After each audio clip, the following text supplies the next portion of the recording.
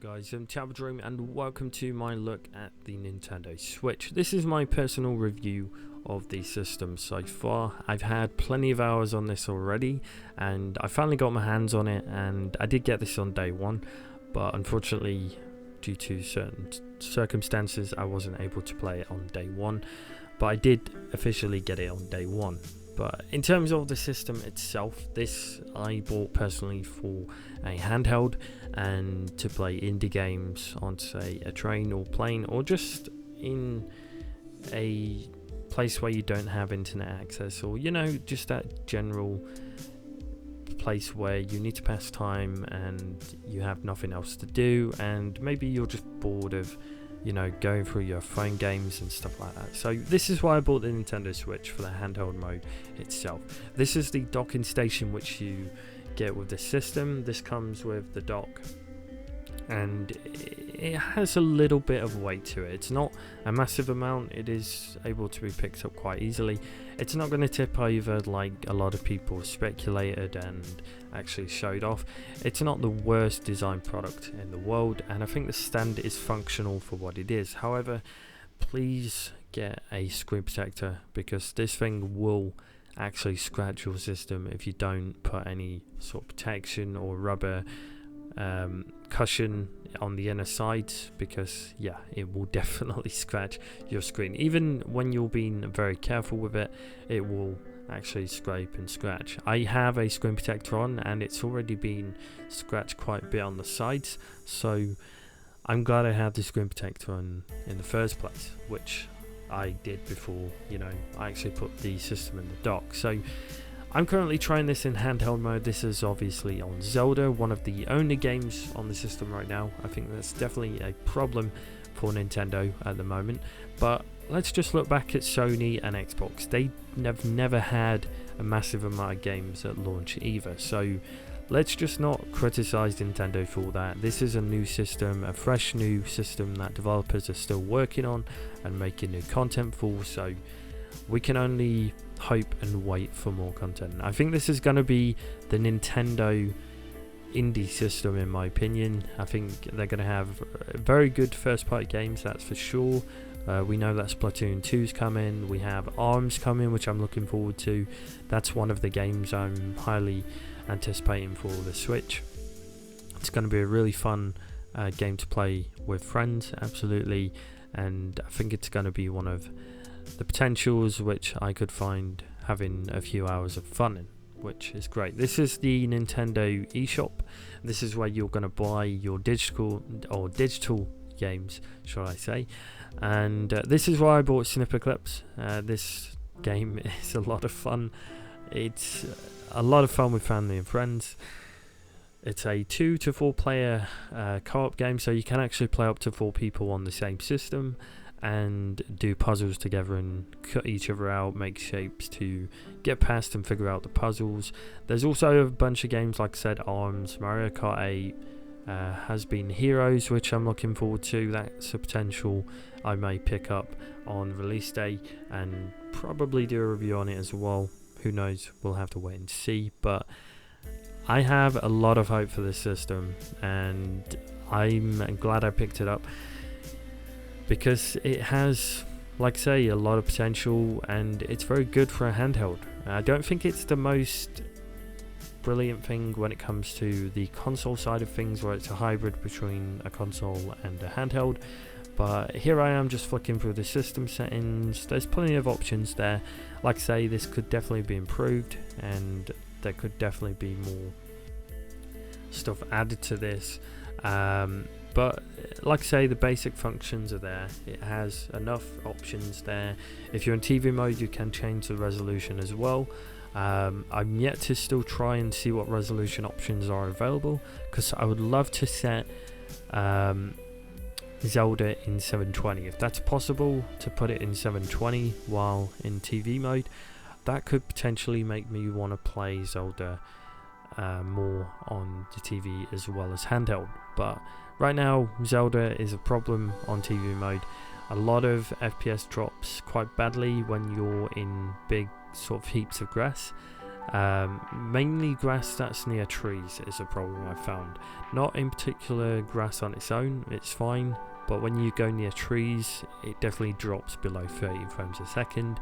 You can tell it, and it is a little bit sort of game breaking at times, but in terms of the system as a whole, I think it's definitely beautifully well designed.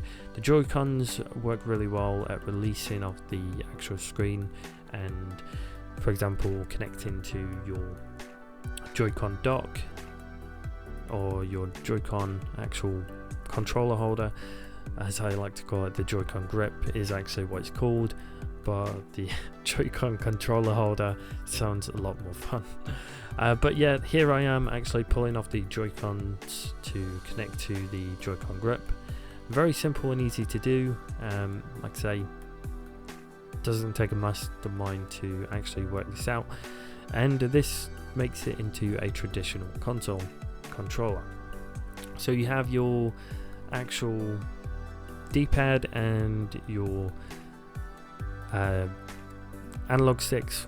You also have the X, Y, A and B. They've actually changed this to Xbox. I know Xbox has it different. I know Nintendo actually made the controller first, so they do have dibs on where the buttons go, but Xbox did sort of make it more mandatory. Xbox did take a big portion of the market, so a lot of people know X, Y, A and B, and it's getting a little bit confusing trying to get my head around where X, Y, A and B is, because Nintendo have it different to Xbox, so that's an issue there. But the Joy-Con grip isn't too bad for my hands personally. I've got, say, medium-sized hands. I've not got massive hands, but I've not got small hands either, so this is functional for medium to small hands, definitely. If you have bigger hands, I would recommend getting the Pro controller, and that is something that's going to improve your gaming. This is where the micro SD card goes. This can hold up to 2 terabytes of micro SD. When they do become available, they will be very expensive though, so just bear that in mind. I would probably stick to 128 gigabytes of SD. That's definitely reasonably priced. You can also get 64 gig as well, a little bit cheaper, but you have the power button here and also the volume control there as well. So this system is actually charged using USB Type-C. This connector is pretty unique because it allows you to connect whichever way. There's no wrong way of putting the C-type connector into the system, and it charges a lot quicker than a traditional micro USB, so that's also a bonus. This is the first time I've used Type-C, and I'm really glad. So like I say, I'm just messing around with the grip still, and definitely gonna play some Zelda here just to give you an idea of how it sort of functions while playing a game.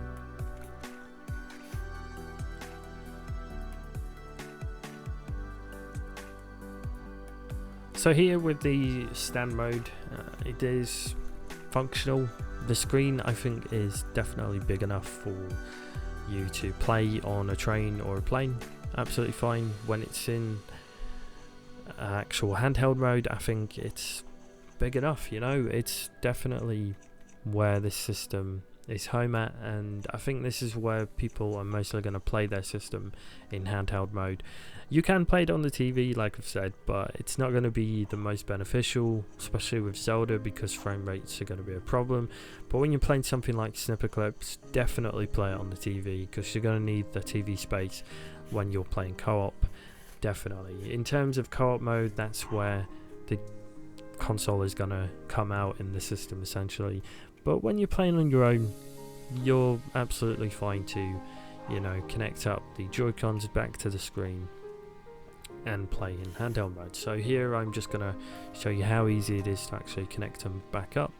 There we go. And it also makes a sound when you connect them in. You can probably hear that, but it does make a click sound when you connect them in to the Joy-Con. But in terms of Zelda, I think it's a beautiful game. It has a very unique art style. I mean, we've seen this kind of art style before in terms of indie games, but in terms of Nintendo, we know they're on that sort of cartoony style of graphics because they get more out of the game. It's unfortunate that Zelda's not at 60 frames a second, but I've not found it to break the immersion or make the game unplayable for me. I think the controls, the actual mechanics of the game are really fun. The physics are brilliant, and that's absolutely brilliant, and there's a lot of fun to be had with it. There's a lot of different fighting techniques as well, spells, you know, armor, weapons, everything you would expect in a open world game. And once you get out of the first sort of zone, the main island that you start on, and you actually get your paraglider, you are gonna be traveling and having a blast when you actually get to explore in the actual big world there is to see. I think Zelda is definitely a system seller, and you should really get this game if you have a Switch already, because it's a lot of fun and it has a lot of good, like I say, mechanical benefits in the game which don't destroy the game at all. It makes it a lot of fun to play, and I've had a blast with it already. And I've never actually played Zelda before. This is my first Zelda game, and the main reason is because it's the only good game to play on the Switch right now, other than say the couple of indie games that are on there and Snipperclips. So the library of the system is not massive right now. Definitely when more games come out and more games are announced at E3 this year, I'll definitely sort of do an update on this and say, is the Nintendo Switch worth buying? But right now, I think if you were sort of on the fence, I would hold off. I would wait and see what other games come out. But I think this is gonna be best played in handheld mode, and I think that's where this is truly at its best. So well done, Nintendo, for what you've done. I think you've created a very cool hybrid here, and something different to what Sony and Microsoft do every single time. You do try to, you know, change things up and do something unique and different, and I think you deserve praise for that. So well done. Definitely a bonus there. And like I say, when indie games come to this platform, more indie games ship, I'll happily be playing this on the go. Absolutely. So there's my thoughts on the Switch, and I highly recommend it. It's definitely brilliant, but like I say, if you're on the fence, stay, hold off, wait for more games, and then pick one up when maybe it comes down in price a bit. I did actually get a discount on this, so for me it wasn't too bad. But in terms of you, and like I say, if you're on the fence with the price and such, then wait until it comes cheaper. Maybe people will sell it for a cheaper price online when they've had enough of it. I don't know, but right now I think the Switch is a brilliant little system, and it deserves the praise it's getting. And there we have it. So thanks for watching, guys, and I'll catch you next time.